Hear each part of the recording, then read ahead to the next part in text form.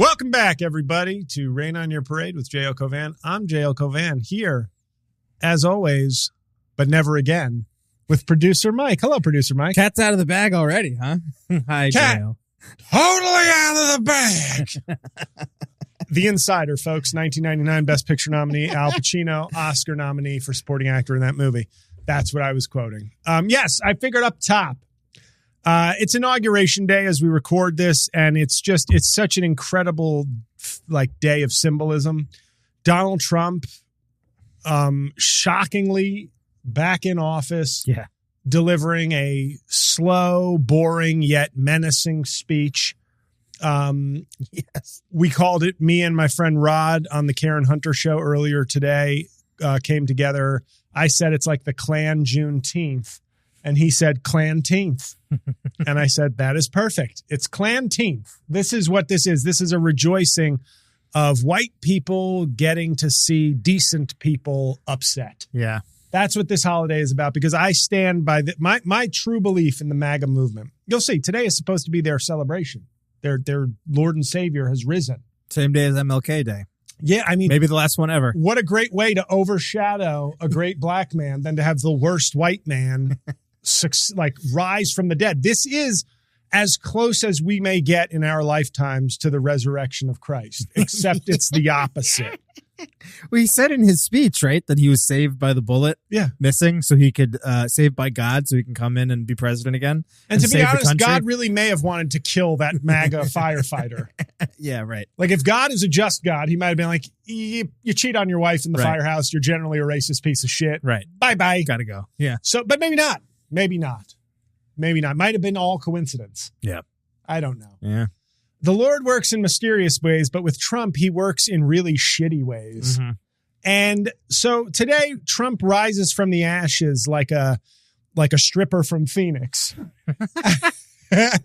And this podcast is now recording its last episode, not because of Trump. He hasn't canceled us. Although, should we spin this as Trump is shut us canceling down? the show? Correction, everybody. Donald Trump has shut this show down. Yeah. He saw a dictator for a day, and he said, done. Yeah, he just said everything this guy does is done. To which my 9 paying fans were like, what? But this show is ending, and it's ending for a good reason.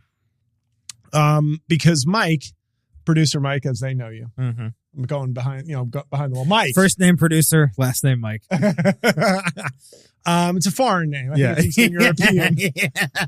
Mike is spelled M-I-J-K. Producer is actually spelled P-G-H-U-X-X-L-Y. W in there. But because Mike is now going to a job, a full-time job with a big entity that will employ his skills as a producer and pay him and give him things that I can't, which is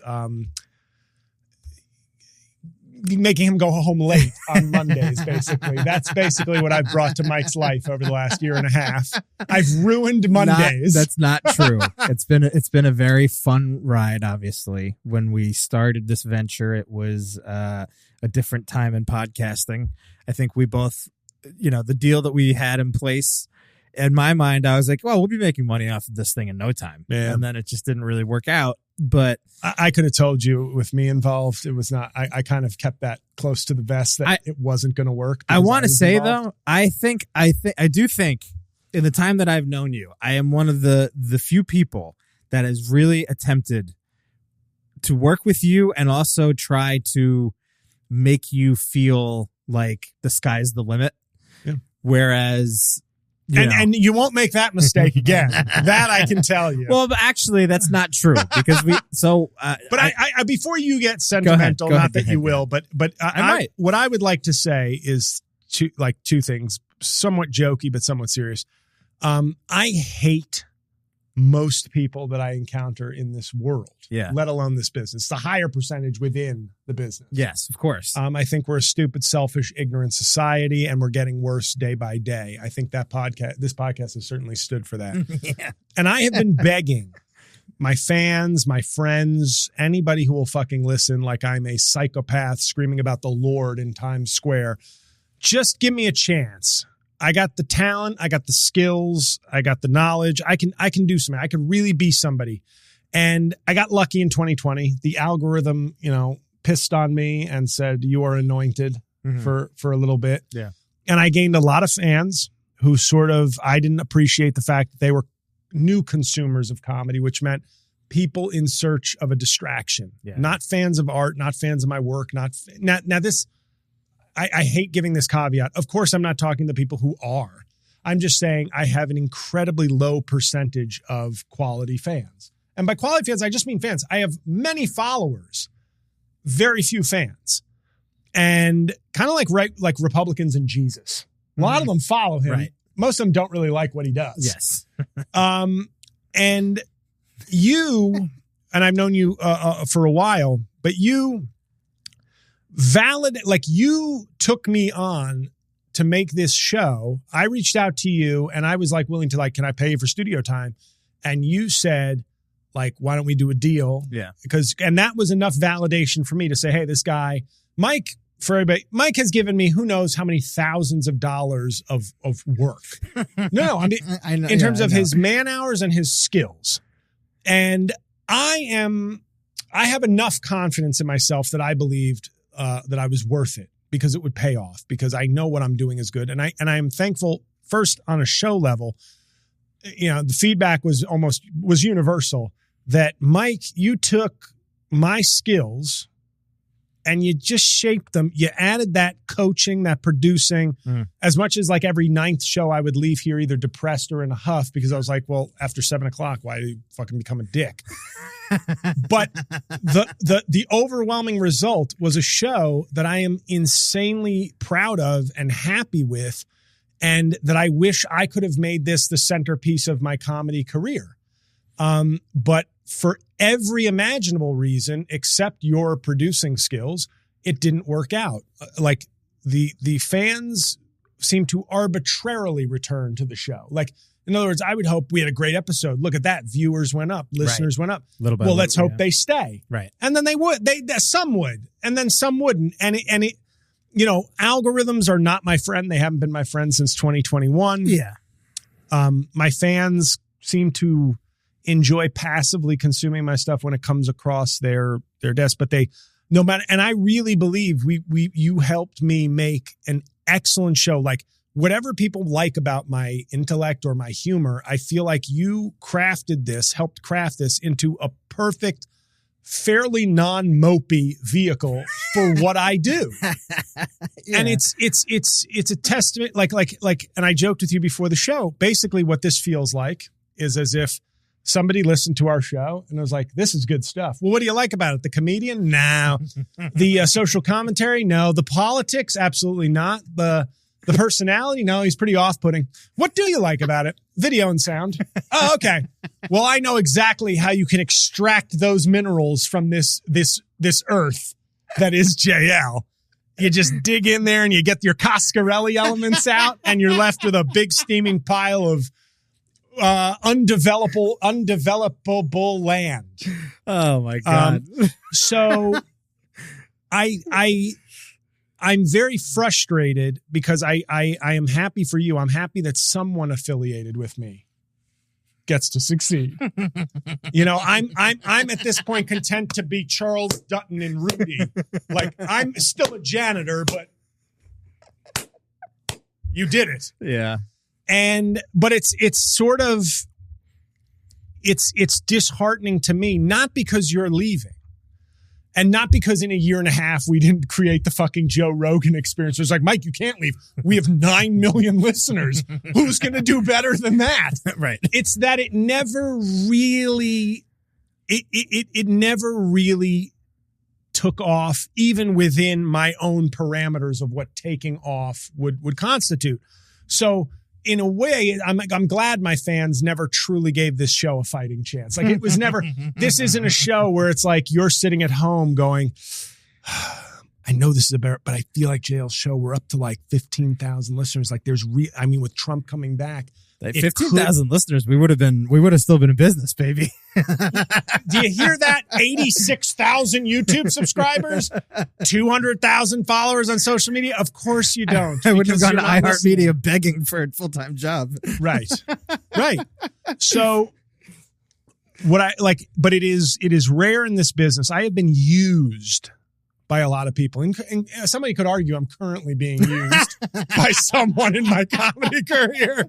Don't say it. I'm not going to say anything. It's just, not a lot of dots to connect. Yeah, but I have found that that in my career, I've been used at times when I had connections or clout. I have found everyone from friends to strangers to coworkers, like when I had heat, they really wanted to be involved as if the week before I wasn't funny or the month after I wasn't still doing good work. And you are one of the very few people in this business ever who has taken a chance on me and given me great work and great partnership in making something I'm very proud of. And don't ever make that mistake again is the lesson. And I hope you learned it, Mike. I hope you learned it.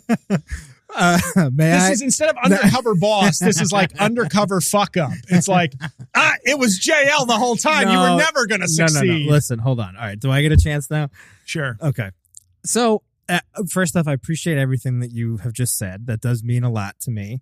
And I want to say first off that I would have never done this show if I didn't have fun doing it, if I didn't completely believe in you and think of you as a friend, a good friend.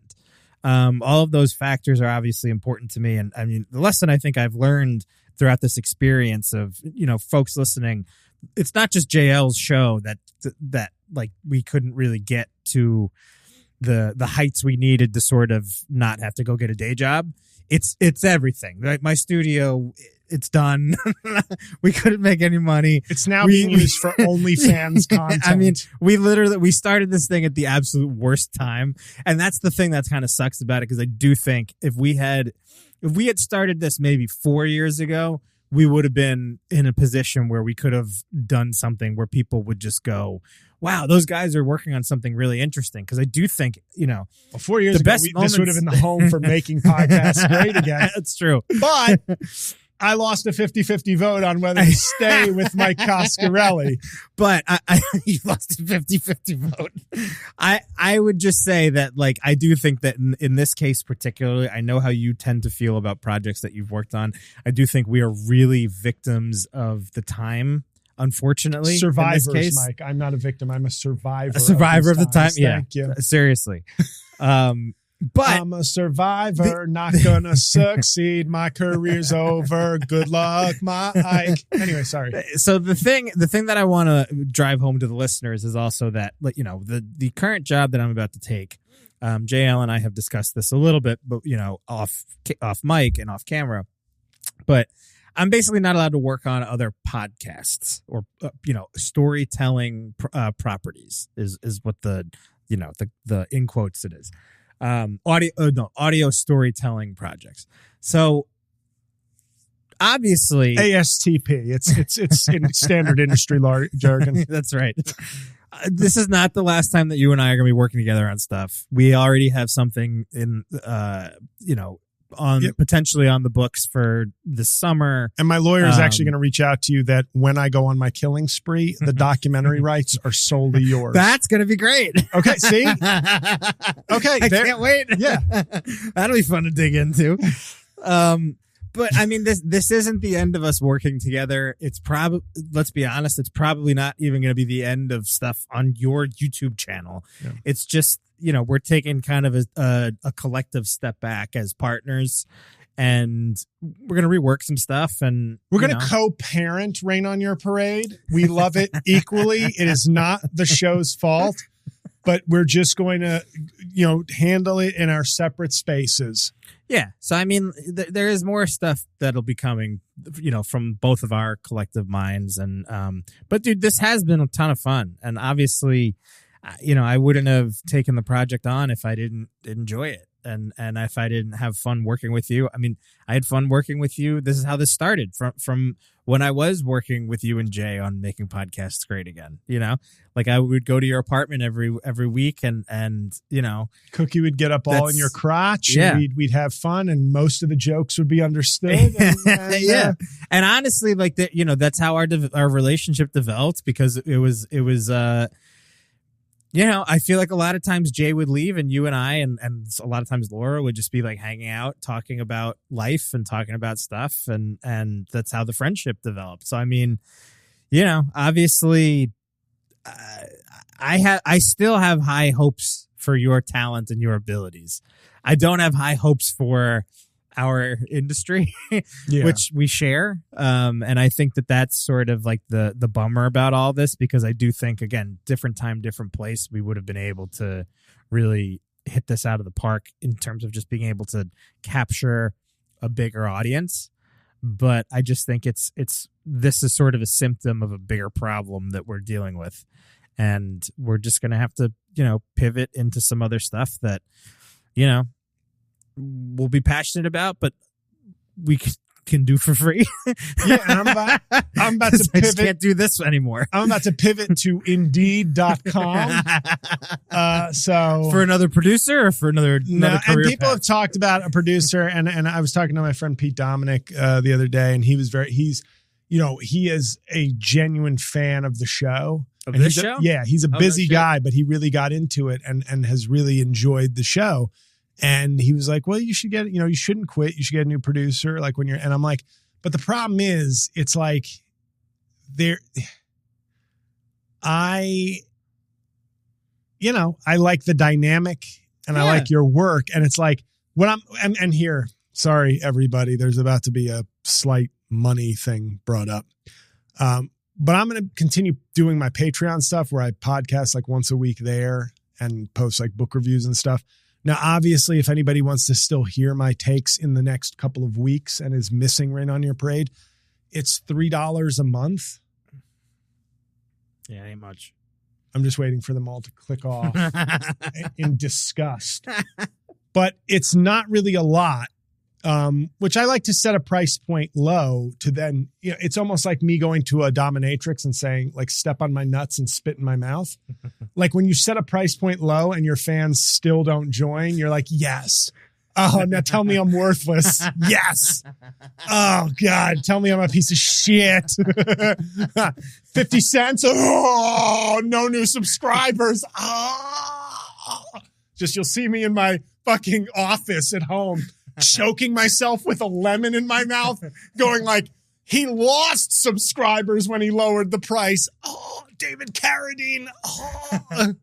Anyway, but I recommend you go check out. There's a lot of different stuff on the Patreon, and I'm pretty consistent with it. And then the people who do join seem to like the stuff. So that's always there. And then I do have, I have a show coming up in New York, February 6th. Who are you apologizing to? My fans. Oh, okay. Yeah. Because you're expecting them to potentially spend some money. Yeah. No, February 6th, it's a live Making Podcasts Great Again at Stand Up New York in Times Square, Bond 45. It'll be a good show. If you don't go, that's fine. They'll probably cancel it. February 28th, I'm in Charlotte, North Carolina. And then the end of March, I'm in Vegas. So check out my website. If you're near any of those things, come on through. But over the last couple of weeks, I emailed a lot of the clubs and places I've either worked or am trying to work and didn't get any responses. So it's one of those things where people love saying you can't quit. You got to keep going. And I go, I really don't at this point. Like, I never thought, like, there have been moments in my life, Mike, where I have felt like bad moments where I have felt like an out of body bad, where I'm almost like, it's like you're like, whatever the opposite of like, oh, I just hooked up with this beautiful woman, or I just had my first kiss, or like these moments where you're like, my brain is overloaded with like good vibes that I'm kind of like out of it. I've had a few moments, bad moments like that too. Cheated on my college girlfriend on spring break. That was like a moment of like, oh my fucking God, what did I do? Mm-hmm. There have been a few moments like that in my life. And today, watching the inauguration, seeing my Trump special launch, inauguration is my favorite N-word on YouTube now. As you hear this, it's really funny. Seeing that get off to a very poor launch, and that's the algorithm is all about. It's like the first 48, both in videos and finding missing people. Yeah. It's crucial. the first 48 that matters. Yeah. And once it's gone from that, unless you get some boost, unless Rogan shares it on his show, it's going to die a slow, painful death. Yeah. And just seeing that, knowing that this show is ending, knowing that Trump is in office, knowing I have really no new gigs on the horizon, I felt that even though it's not quote unquote my fault, none of it really, I felt like dejected and just kind of like that negative, like delirium where I'm like, what am I doing? The only fault I could find is like, what am I doing this? Why not this? But like, why am I doing any of these entertainment pursuits? And the punchdown of the week is going to be an epic. So we might just do a break here. This is kind of like a wrap up episode. I think the title should just be Producer Mike. Feel free to put a montage of photos for yourself. I'm not working that hard on this episode. But it's, I just think we could talk about Trump, but I've done that. And you can hear me talk about it in videos and on the Patreon if you want. I think we're at a place in this country where the pain of liberals is all like the anger of people who don't like Trump is the life force of the MAGA movement. Yeah. It's not policy. It's not protecting the border or stopping trans athletes. It's seeing liberals get mad. Yeah. And that is no way to run a country. Yeah. Schadenfreude is not a good way to run a country. Yeah. And that's exactly what we're doing. So there's really nothing left for me to say on Trump. And then, the show ending is bittersweet because I'm very proud of what we've done. But I just had this kind of general feeling today of like, wow, this sucks. That's like my and it's like the only way I can compare it. It's not that any one thing made me feel that way, but it was a combination of all these different things today that made me just go, ugh. Yeah, dude. I know. I feel it. And for me, it was we talked about this before we got on the mic, but like even just seeing this TikTok ban that was immediately reversed and was basically just like used as a propaganda play for how Trump saved TikTok. Donald Trump saved TikTok. Give Reagan credit. When he pulled this, it was for fucking hostages in Iran. Yeah, right. Like something Trump's Iran hostage crisis is TikTok. Yeah. We're done. That's it. We're done. Yeah. And I mean that it is just this feeling, and I guess it's been probably about a week or so since we recorded, but when Zuckerberg did Rogan's podcast and was just like, we're getting rid of all of our censorship. We have to be more manly. We're not manly enough anymore. Oh yes, Mandroid. Tell us about being a man. Yeah, dude. And there is just a general feeling that I have that I kind of hate, that just sort of feels like it's going to be making things now is going to be doing this in perpetuity forever. That it's just going to be another 40 years of my life of cutting people's social media clips. And there's got to be some sort of breaking point with this algorithm. I don't know how this can be the way people watch and consume media for the rest of my life. Yeah. Unless I die like tomorrow or something. Like I can't understand it. And I will Michael Jackson your Farrah Fawcett if you die tomorrow.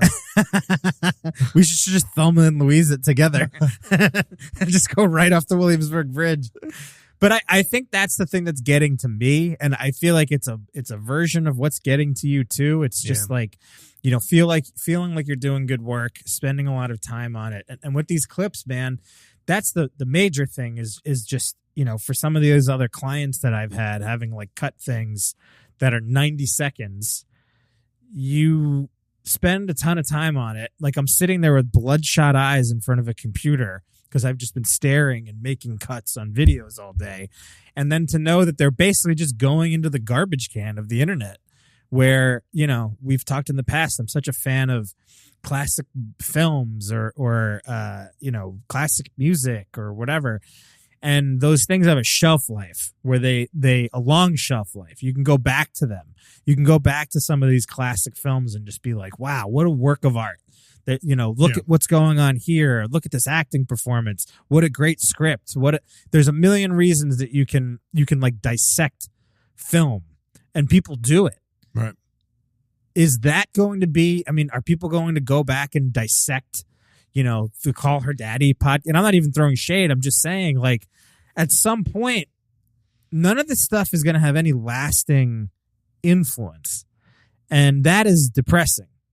So it's just, is our lives as entertainers and our lives as producers of content, and, you know, is our life just a never ending, you know, hamster wheel of just putting out nonsense that no one's going to see and just having our feelings hurt over and over? That, well, you know, if it's not on Barstool, then it doesn't really matter. And you're just like, huh? What am I doing this for? You know? Well, yeah, that is how I feel, I think. And you just see, like, that's why I think I should just write books, because I feel like that's like my audience. Not just readers are my audience. Like, you know what I mean? Yeah. It's not even about genre. I feel like society is quickly becoming, you know, readers and non-readers, I think, are a good dividing line maybe for where I should target myself. Yeah. But the idea of like you said, the content machine, you know, every time I open up Facebook, I have like arm wrestling clips for some reason. This Canadian arm wrestling guy. Okay. Huh? I said K. Yeah. All right. He's Darren Levette or Levert, like it's videos of him. And then it's this podcast, Pillow Talk. Yeah. Where I've seen it's that. just clips of porn stars getting interviewed. And I'm like, I really don't want to see this stuff. Yeah. Like, it doesn't count as me being interested because I see like a flash of a woman with huge tits sitting in a chair, and it's like cock size. And I'm not interested, but I'm like, what?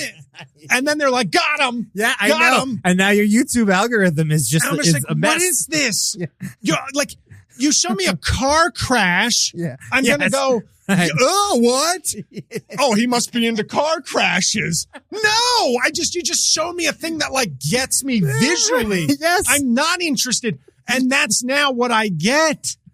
And it's like, I know people are like, no, Jay, if you see the porn stuff, it's like, no, don't get me wrong. It's not like I haven't clicked on 10 or 20,000 pictures of busty women on the internet. It's that I don't want to anymore. You're ruining everything, internet. And I'm trying to do something like, I don't know, a little, not unique in terms of like, oh, a podcast, but like somehow share my mildly unique perspective or thoughts on things. And it can't break through. I don't see the things I want to see either. Right. But I know enough. I'm old school enough and respectful of things enough to go, well, what's so-and-so doing? If they're not showing me, I know who I'm a fan of. Maybe it's being in this space that lets me more hyper aware of it, where I'm like, yeah, well, I want people to look up my stuff. Why aren't I looking up people's stuff? Yes. I should look up people's stuff if the algorithm is not showing me. But we are slaves to the algorithm, and we are slaves to our base selfish desires now. That is how we've been conditioned. And it's a tough thing to be in a business where I feel like I'm putting out good things, but you're still asking for people to take a step towards you. But this is the weird thing. And this is the other aspect of this that I'm struggling with. Is it a business anymore? Is it like, well, it's not ours. Like, I got into show business. I thought I got into show business and media. And now I'm in, what is it? Nobody's making money off of any of this You stuff. are in the Powerball attention sweepstakes. Yeah, dude, because this is the thing. And if you get it, you can make a lot of money. It's not show. That's what I'm going to call it. The Powerball attention sweepstakes. That's what we're in. It just becomes this thing where there's this, it's almost this like dirty little secret that everybody that I meet, with the exception of like, Hannah Burner, like a handful of people that I know aren't making money. Like they just like keep pumping this out, and they're also living sort of like hand to mouth, trying to like stitch things together. Better than living ass to mouth. I'm sorry, it's true. The pillow talk clips I keep That's seeing. right. Sorry. Yeah. It's not your fault. It's already in here. Yeah. It's already in here, Nikki Benz. But this is why it's so weird now, because like when I started this whole thing, and part of the reason that in my mind I was like, I felt like working with you and all the other people that I was working with was sort of a safe bet to kind of front load my free work, to just be like, I'll just work on it. It's going to pay off because we just have to hit this benchmark, and we can do it. Like, we'll be able to do it because all the things that I was sort of taught in the past that worked to kind of build an audience, which worked. I have many success stories under my belt, but there's just like things just changed, and all of a sudden it was like the unstoppable producer met the immovable podcaster. Yeah. Trust me, it's not like any particular person's fault. It's just that like it's just that, honestly, man, like to be candid with you and the audience, like I started signing people up to kind of like launch a network here, and I was doing it based off of like old information that I had that had been working up to that point. And sort of post pandemic, I started taking calls with some of the business people that I knew, the people that would sell and that had they were sort of like my go between sponsors and the talent and production and all that. And literally, it's like, I think I had already talked to you, and we were going to start your thing, and there were like a couple other shows that we were working with, and then I had a call with them, and they were just like, yeah, you're going to need to get like 10 to 15,000 downloads a week to like pull sponsors in. I was like, that number seems high. That wasn't the number that I thought we needed. Because back in, I can't believe I've lived long enough to say this, but back in the day and with podcasting, you didn't need that number. You needed like half that. Have you seen Gung Ho with Michael Keaton? I don't know that I've seen it all the way through, but I know the movie where he's my favorite scene. It's the Japanese are taking over the factory. Yeah. It's basically like they need to be benchmarked, so they'll be taken over basically. Yeah. And it's a mockery of like Japanese. They're like weird, anal retentive, but they're really good workers. And Americans are like have spirit, but are lazy pieces of shit. Yeah. And they're in the factory. It's Ron Howard, isn't it? I think it is Ron Howard. And Michael Keaton's the main character. And he's walking around because Clint Howard is the guy who goes, how many cars do we have to do a month? And he's walking around going, they say we can't do it. Like he's doing his speech and they're like, I think we can. And they're like, yeah. And then the guy goes, how many cars do you have to get? And everybody's around him goes, 15,000 cars. And the room goes silent. And he leans back in like they didn't hear. And he goes, 15,000 cars. And they're all like, what? We can't do that. And Caparzo. That's Tom Hanks in Saving Private Ryan. Sorry. But that's when you said 50. I could just imagine going, how many downloads? Yeah. 15,000 downloads. I was like, did I hear that wrong? and it was literally just like, and I was like, we'll do it anyway. Like we're just going to be too good to be denied. Like I was very, I really, really had spirit when we were starting this up. I thought like, benchmarks be damned, free labor be damned. But it turns out, almost 2 years of it, you really start to get tired. And, it just became this thing, man, where it's just, everybody that I talked to, people that where, in 2017, if you would have known somebody that had 500,000 Instagram followers, you would have thought this is a sure thing. Right. Like I can teach somebody how to do a show. I can teach somebody how to talk on a microphone. We just structure these things right. We hit a fucking home run and we're in the money. And it just changed, and it has changed. And now it just seems like they have basically, listen, there are some like TikTok creators who literally do 50 videos a day and end up making, $20,000 a month. Like they do exist. Yeah.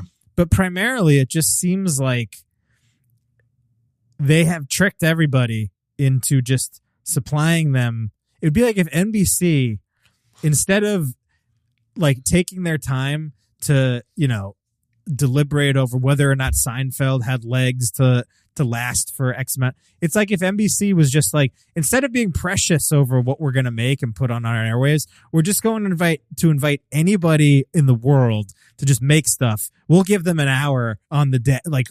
You get Monday at 9, you get Tuesday at 7, you get, Wednesday at 6, whatever. Yeah, I got you. And they just opened it up and they were just like, but we're not going to produce any of it. You just give it to us and we'll just put it on our airwaves. And then if there's any money, you'll get paid. And if not, well, we'll just sell all your fucking data and that's how we'll make our money. Yeah. They've just, it's like a perfect con that has also at the same time, it's ruined the entertainment industry. Mm-hmm. And by doing so, it has uplifted themselves into being the only consumer base for entertainment that has any influence. Yeah. Rendering everything worthless, And then AI showed up. Yeah, right. Like, to be continued.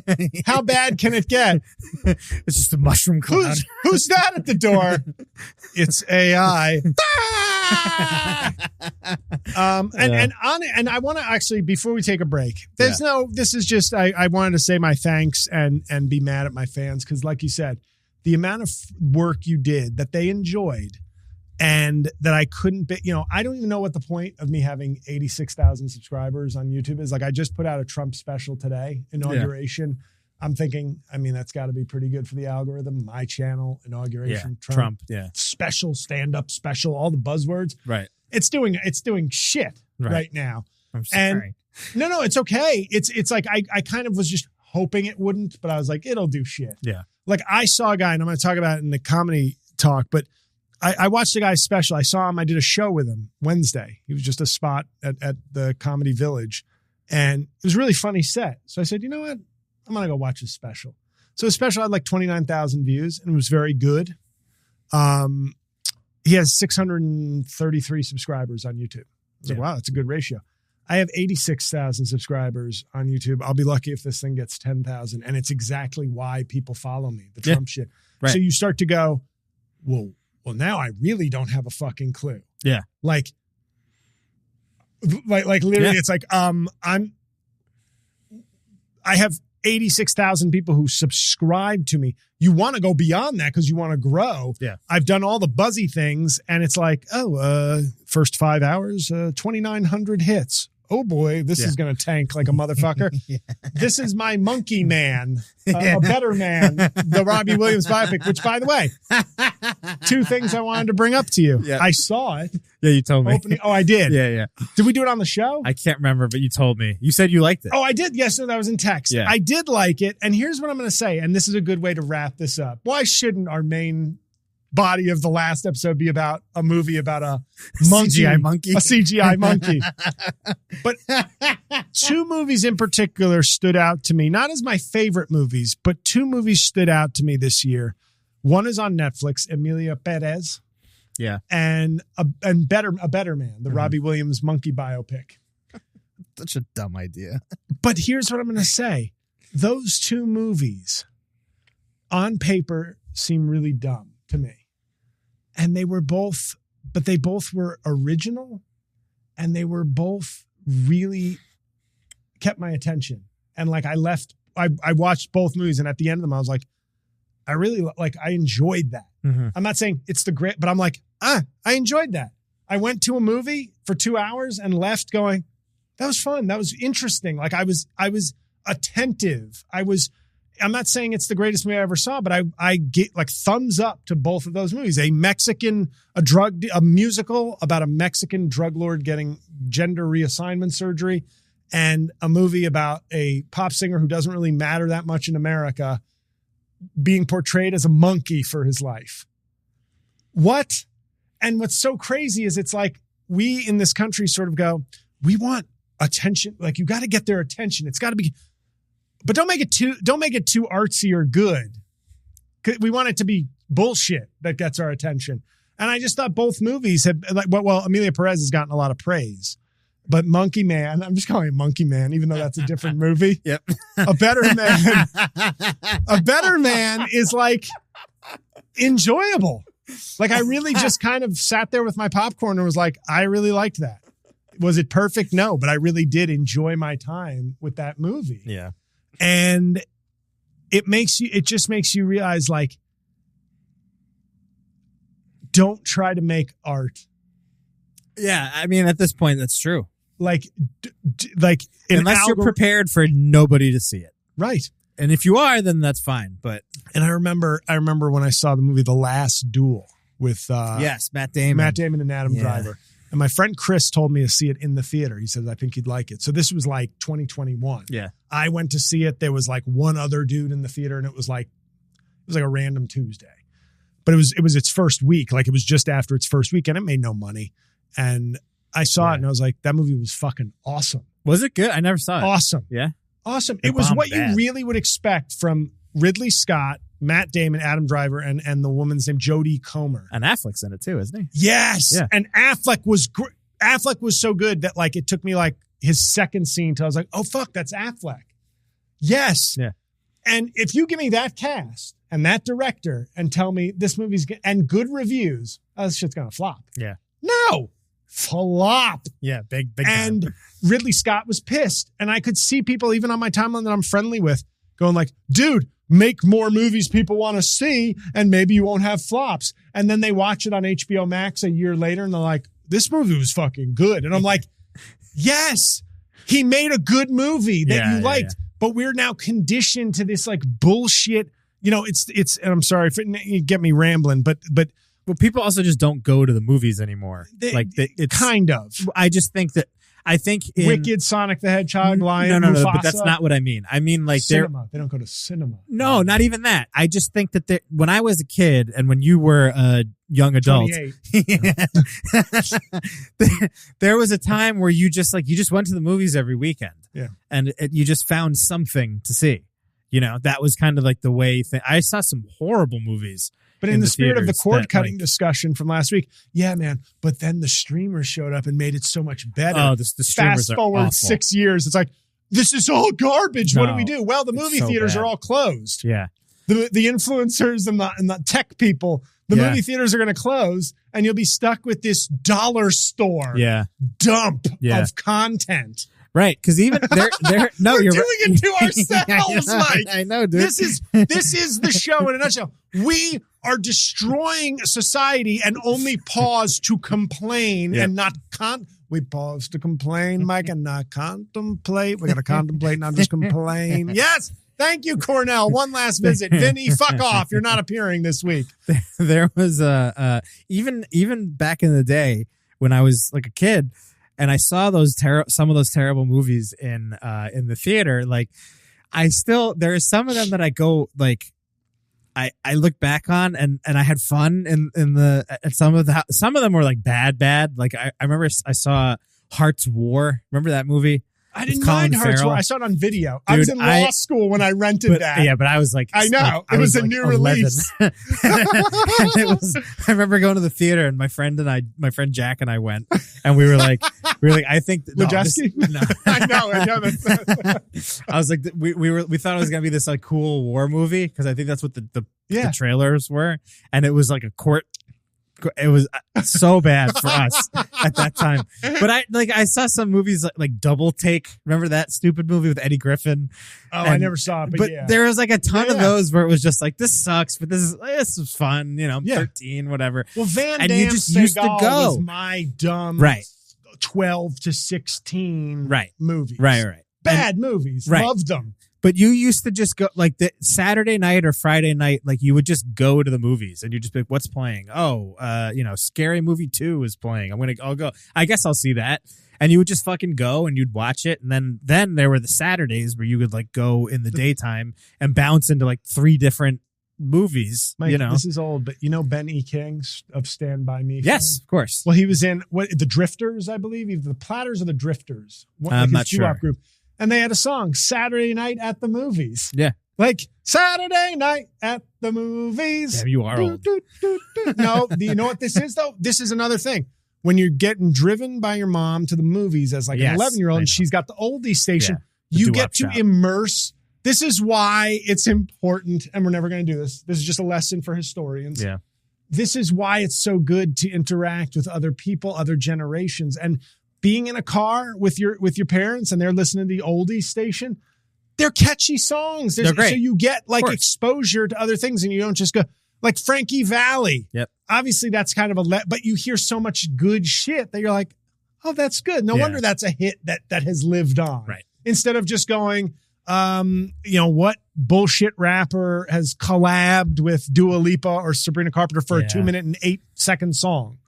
Yeah, it's tragic, dude. And it's seeped into sports. It's seeped into, like, I was watching, like, we've talked about this before with, who's that guy? The cowboy, the black guy, Shabuzi. And just how like terrible that music is. But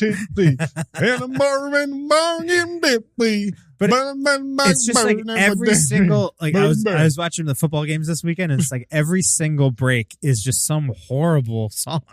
Like it's a very depressing time to watch and I in my group chat, I was talking to my friends too, because this is the other thing that's so weird to me, that the CBS and Fox and all the networks, they still have programming that is outside of sports that is just horrible. And the promos for them are so stupid that you're just sitting there and like Matt and I, Majeski? Yeah. We were just sitting there talking about this, and we were like, dude, like, is it us, or is it just like every single thing I see, commercials, promos for television shows on CBS and Fox and whatever, and even like the lead-ins to these football games, everything sucks? Like, how could that be possible? Where you go hours without seeing something where you go like, I'd be interested in watching that for 30 minutes. It just doesn't even exist anymore. Like, how is that possible? Like, I don't want to be like some serious dude, but like I mentioned last week, I think Say Nothing on Hulu. It's fantastic. But that, IRA. Like, I have here, John Keating, one of my favorite teachers at Dead Poets Society, my alma mater, my prep school. Yeah. He said when he was teaching the kids on the first day of poetry class or English class, and he goes, by science, math, these are the basic building blocks of life, but art, poetry, this is what we live for. Yeah. And I think that's very important, because as much as everybody wants to like bitch about humanities and act like you're a pussy if you don't, if you're not an engineer or an MMA fighter, you're not contributing to society. Yeah.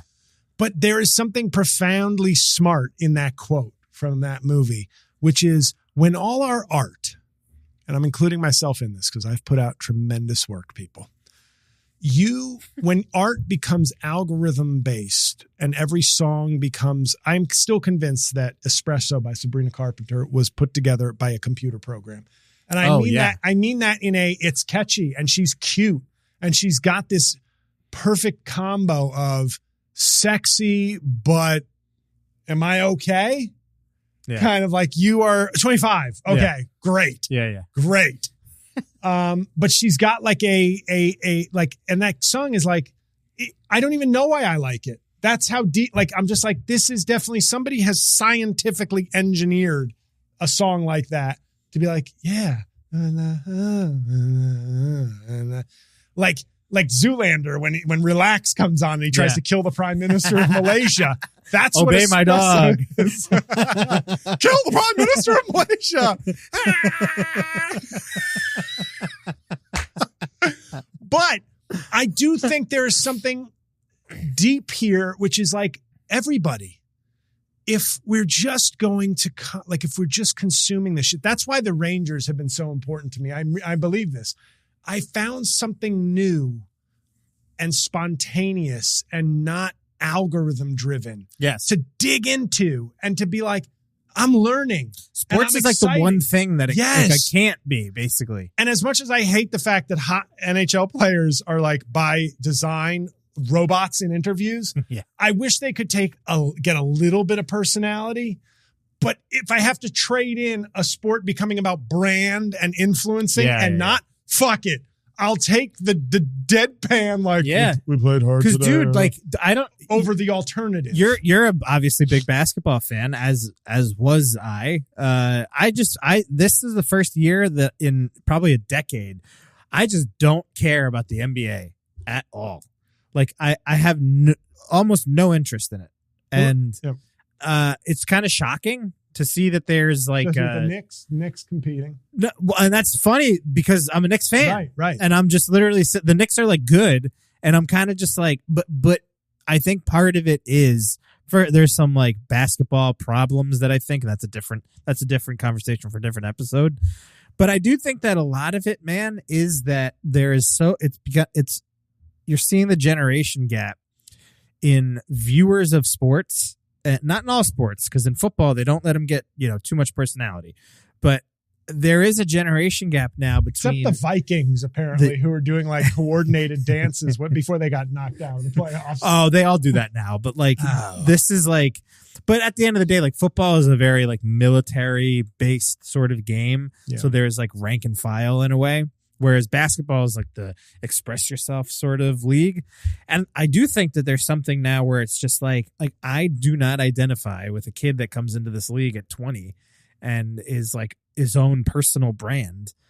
I hate that, like I don't think that, I mean, Michael Jordan was like that. And I guess Magic, not really Larry Bird, but like Magic to a degree was kind of like that, but it wasn't the same fucking thing. And I read that book, The Anxious Generation, which is all about cell phones and kids. And I really do think it's been a common theme throughout this show. The phone. The cell phone has destroyed us and we can't go back. And it's very sad because to me, Jordan was is an icon of basketball. Yep. And a brand, but it was done in this way of like, whoa, what's that? And Iverson comes in and does it differently, generates a new culture, but not, his brand was not a marketing choice. Right. It was like the authenticity is what made himself. It. So, and people from a culture, it wasn't just black. It was like a hip hop culture centered kind of look and feel that people gravitated to also. I loved Iverson. Right. It wasn't like Iverson, but I liked it and it was authentic. And then something happens. LeBron came in, I think, thank God he came in early. Well, because he would have been insufferable if he would have come in at like the height, like now. Like 20, oh my God, 2021 rookie LeBron. Because he is annoying now. And I love LeBron. Yeah. LeBron is like I was one of my favorite player in the league forever, but it was because there wasn't too much LeBron. Right. Now there is. It's just like everything is, and these guys, it's like every move they make is calculated for social. Like Jason Tatum to me is the one now where I look at, and it's like every single thing that gets shown about like any move he makes that gets him praying before the game and like all this stuff with him and Kobe and whatever. To me, it is all calculated for social media, right? And it's all calculated for the Bleacher Report highlights clip where they can meme it and go like, oh, Jason really said a prayer after he hit that shot for Kobe, and it's like every single move is like that.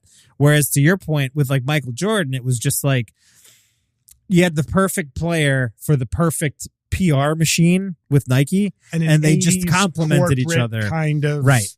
Yeah, and I think Wembanyama, something not to get too deep into basketball specifically, but Wembanyama, I think it takes a special person to move beyond what we're normally doing, and I think he's the type of guy.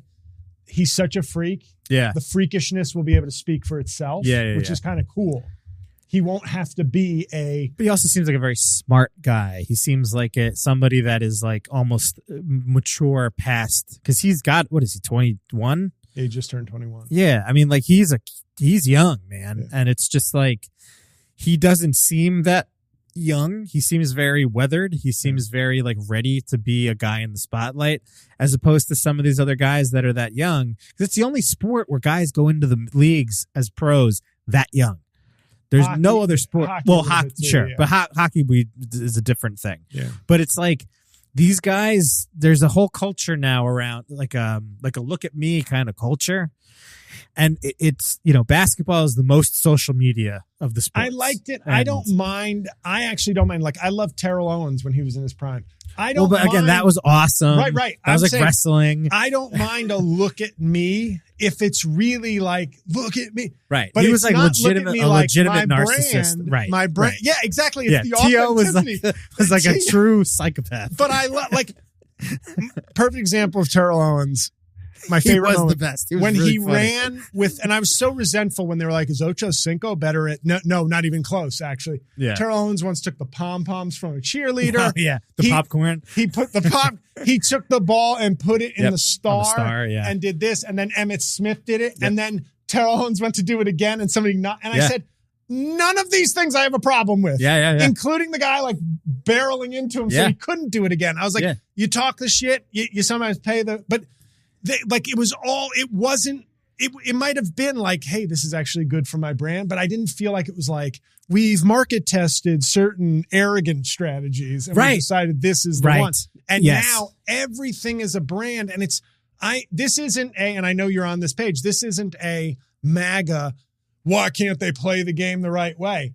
It's that the shit feels so manicured and calculated because we are living social media first, in the moment second. Well, and then the other thing with T.O. specifically was not to go like too far into sports. And the disgrace that he wasn't a first ballot Hall of Famer. And I completely support him not going to he was third in touchdowns all time and third or second in receptions all time. And he was a second ballot. Yeah. Disgusting. Yeah. But he was still of the era where like you could be a guy like that and be like a fucking head case, which he is and was, but also like, I mean, when he played in that Super Bowl with the Eagles, he had a broken leg 9 weeks earlier, and then like he came back and caught 9 passes. I think. I don't even think it was 9 weeks, dude. I think the leg was like 6 weeks. Or something? I think the leg was like not fully recovered, and he like went out there and had like an awesome game. So it's like. He was still part. Iverson was like this too. Like Iverson had that like public image and it was like a brand or whatever. But like at the end of the day, like he was still a really tough guy who was really good. Yeah. Like and same thing with T.O. Like when you fucking need him to play in the Super Bowl, he plays with a broken leg and has 100 and something receiving yards. Like that's the other aspect of this where it's like I don't know that there's as much public like. Dude, regular people like tough athletes. Like, then they don't like people that I think have these like curated brands. And I think brand curation is again another.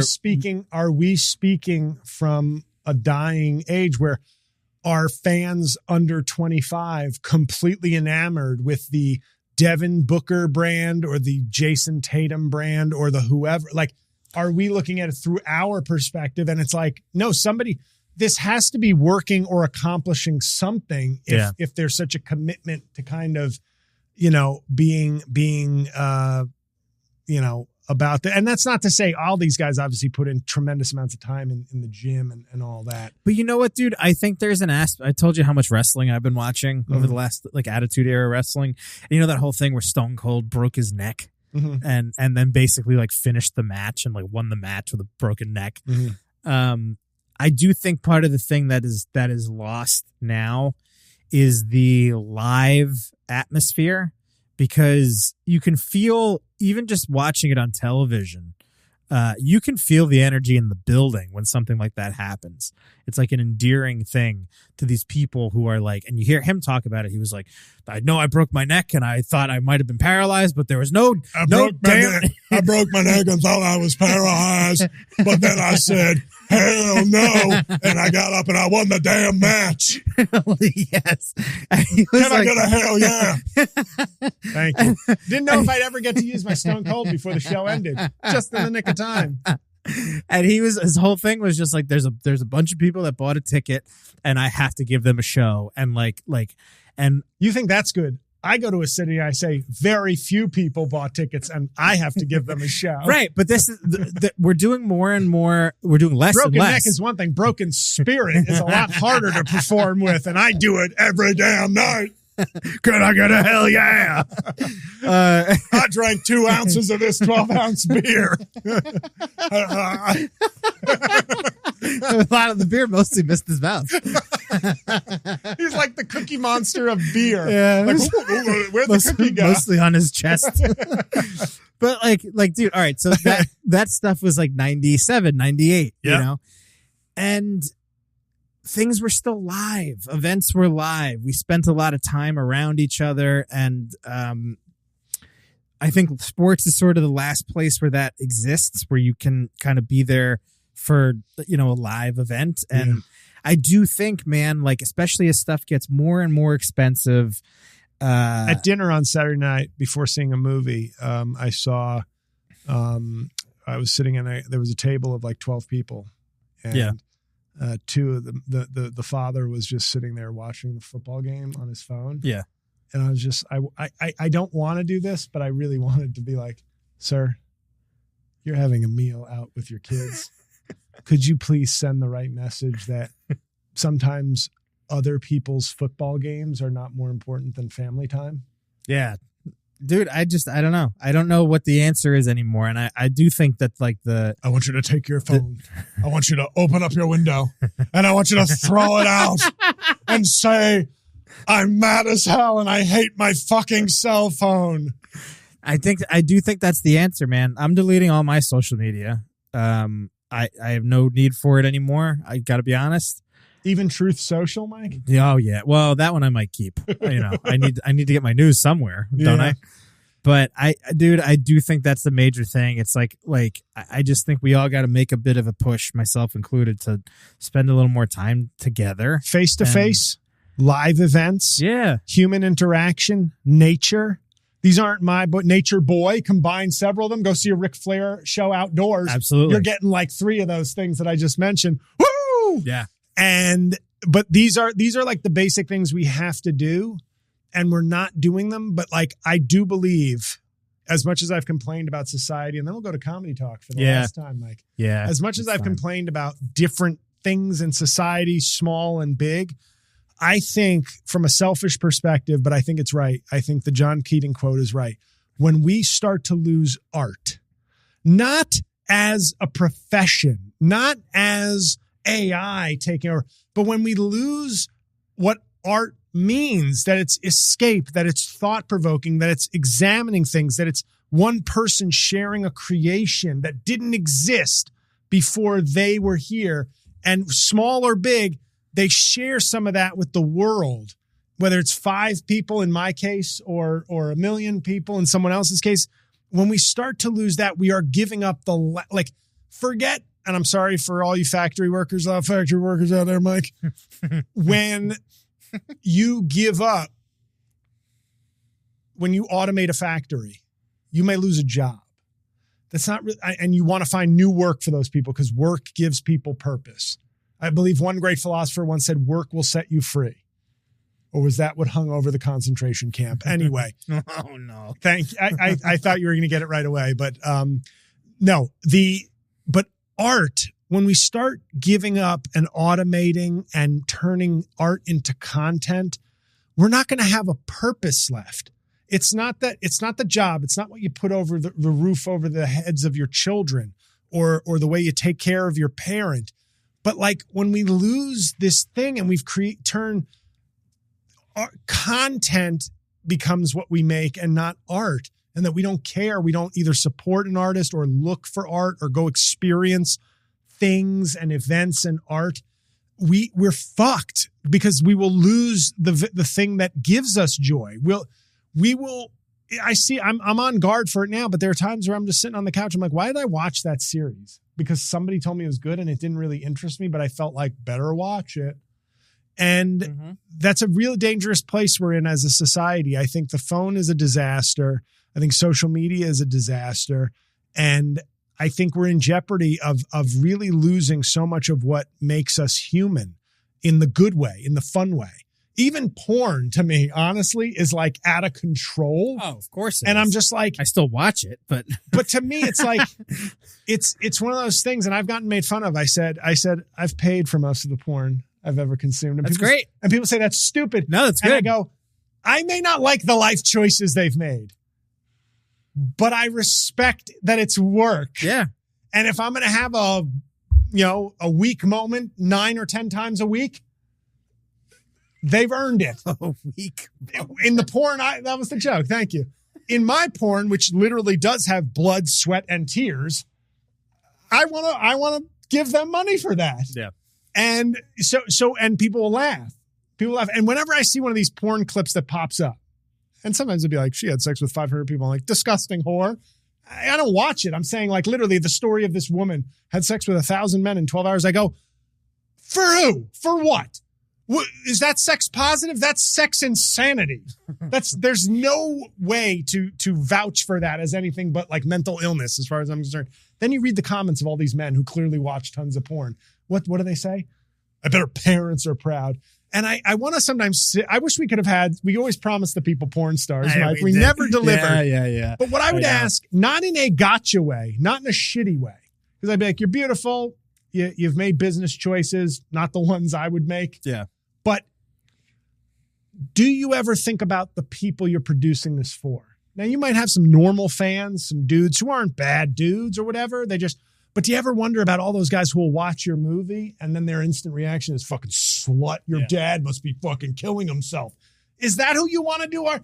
I don't like to do art for half the people who claim to like what I do for the right reasons because they don't like it enough. Yeah.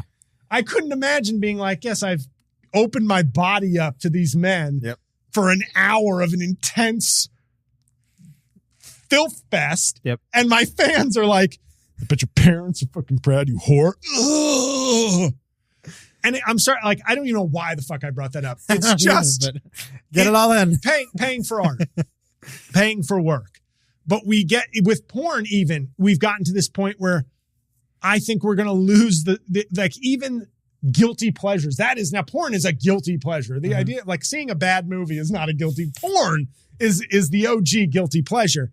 But we're going to turn everything we like into content, into like the machine. Mm-hmm. And then we're done.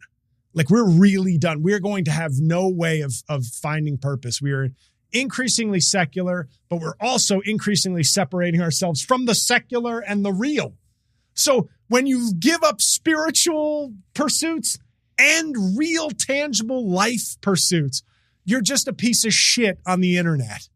And I think we have to stop or else we're really going to be done. Yeah. So that's why the show's ending. Yeah. Perfect timing, actually. Yeah. I'm practicing. If Mike isn't leaving, I'm just practicing what I preach.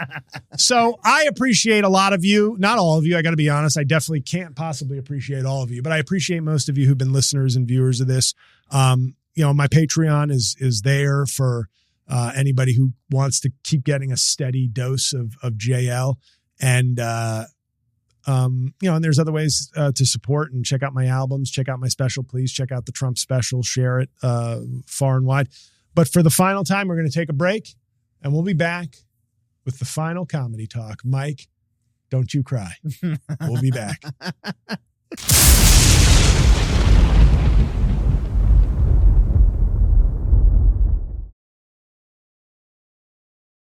And we're back. Mike, was that a bittersweet break? It was a bittersweet. Yeah, that's the word I would use. Okay. Yeah. Well, I'm about to weave a bittersweet symphony. Don't get sued. Comedy talk. I'm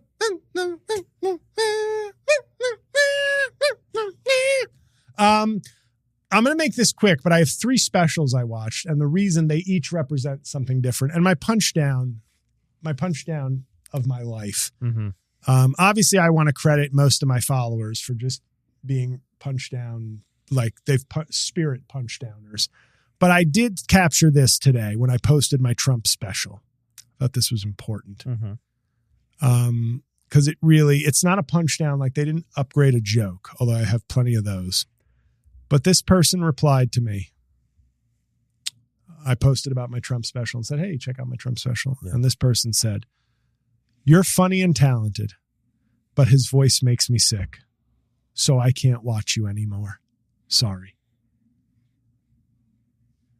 His voice? Your voice. I'm good at doing the Trump impression, so she can't watch my material anymore. So, it's just, it's the circle of life in my comedy career is do stuff that people love. They don't pay you for it. Keep doing the stuff they love. They stop loving it. They stop even watching it. And to this day, you ask people, hey, on Twitter, could you watch the YouTube video? Because those pay. If I had gotten the Twitter videos on views on YouTube, I'd be like probably like $70,000 richer or $80,000 richer. But they don't. Yeah. And that's free. Hey, could you click the mouse one more time and then I get paid? No, absolutely not. Okay, thank you, fan. Now, the 3 specials I watched, one is Lonely Flower on Hulu, Roy Wood Jr. And the reason I wanted to talk about that, I love it. It's my favorite of his since Father Figure, I believe, was the one like 6 years ago or something that he did on Comedy Central that I thought was great. I thought his one after that was so. Yeah. This is back to that level, I thought, of Father Figure. I loved it. He's just a really funny guy, really likable, but it's like a thoughtful. He has these slight moments where you think he's going to just full on veer into this is the sentimental chunk. And then of course there's a funny line, and that it's unfortunate how comedy has molded me these days, where even somebody I respect and trust as a comedian, I still get anxious. Like, oh no. Don't do the 5 minute, let's get real chunk. And then it's like, oh, thank God. I'm sorry for doubting you. Yeah. But I loved it on Hulu. Really good. It's Lonely Flower. I think it's Lonely Flower. It might be Lonely Flowers, plural, but Roy Wood Jr., really good special on Hulu. The aforementioned, his name's Ben Frank. This is the guy I was on a show with in the Comedy Village. And I just gave him a pound and said, hey, good work. But, didn't linger on it. But I really liked his set. So I said, let me go watch his special. So it's called Let Me Be Frank. And I feel like if there's a regret I have comedically, it's that I'm out of the scene too much to be like maybe scouting or promoting with whatever limited reach I have. Some good people who might need it. And his special is called Let Me Be Frank. And for the most part, it's really good. And he kind of looks like either a jacked Charlie Day. Do you know who this guy is? No. You don't know. Either a jacked Charlie Day from It's Always Sunny in Philadelphia, or like a better looking fit Screech. But Charlie, I think he and I would both go with the Charlie Day. It's just it's more complimentary and living reference. Yeah. But yeah, it's a really good set. And it was, I was also jealous of the fact that his subscriber to viewer ratio was extremely good and mine sucks. And then the third one, because I think I reviewed his last special relatively early in this show, Ari Shaffir, America's Darling is his special. Now, Ari is interesting because he's done some very controversial things in his career, and he was like sort of one of the first, if not the first, kind of Rogan sidekick to explode. But I got to say, and even I was taken aback, his first special that I reviewed probably within the first 10 episodes of this show was called Jew. And it was very good timing because obviously it's a provocative title, and it came out like within like a week by coincidence of like some horrible anti-Semitic attack. Oh God. You know what I mean? Like a synagogue was bombed or something. And it was like, here's my special Jew. Yeah. It was great. And he has many elements of him and in his past and the work he's done, including his Kobe comments that got his agent to dump him when he was like, a rapist is dead. Yay. Yeah. Like it was very edgelordy. Yeah. Even if he would say like, I did mean it, but it was also very, you can mean it by putting it online. You're definitely going for that edgy, but his stand-up is really strong. And I think Jew was like bordering on a masterpiece, to be honest. I really thought I was just very impressed with how good that special was. But this special, America's Darling, has a lot of really good stuff. I don't think it's perfect, and it's not, there's only one or two things that might be edgelordy, and he's kind of like in the moment, almost apologetic in like a humorous way. But I think the reason these three specials to me mean something, I thought it was a good way. Whether I was trying to rationalize a theme after the fact or actually came to this. Roy Wood Jr. was the first major person with a major following who retweeted my Trump video in 2020.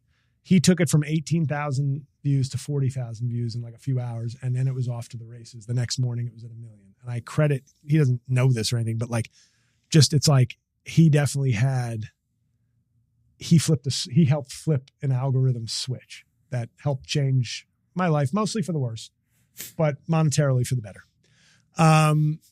Ari Shaffir to me is the kind of comic where even I can be predisposed to being, and I was on his podcast many years ago, and it was a great episode. I got a lot of compliments until an ex-girlfriend threatened to sue me for some of the things I said. I didn't include names, but it was deeply personal stuff. She's the worst person I've ever met in my life, so I didn't really, she's lucky it happened when I still gave a fuck.